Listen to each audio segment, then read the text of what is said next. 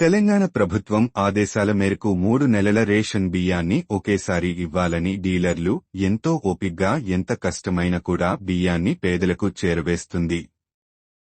ఈ అందజేసే క్రమంలో సర్వర్ పనిచేయక 2 నుంచి 3 వరకు గంటలు వేచి చూస్తూ ఓపిగ్గా రేషన్ బియ్యాన్ని పేదలకు అందజేయడంలో డీలర్లు ఎంతో కష్టపడుతున్నారు.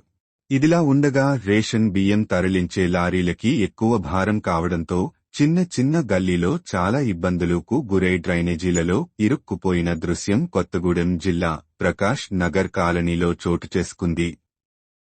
రేషన్ బియ్యం తరలించే లారీలో ఎక్కువ లోడు ఉండడంతో గల్లీ వద్ద కాలువలో చక్రాలు దిగబడడంతో లారీ డ్రైవర్, కార్మికులు, లేబర్ కష్టాలు పడుతూ లారీని కాలువలోంచి తీసే క్రమంలో నానా అవస్థలు పడ్డారు. రేషన్ బియ్యం పేదలకు అందజేయడంలో కష్టాలు పడుతున్నామని, తీవ్ర ఇబ్బందులు గురవుతున్నామని కార్మికులు, డీలర్లు ఆవేదన వ్యక్తపరిచారు.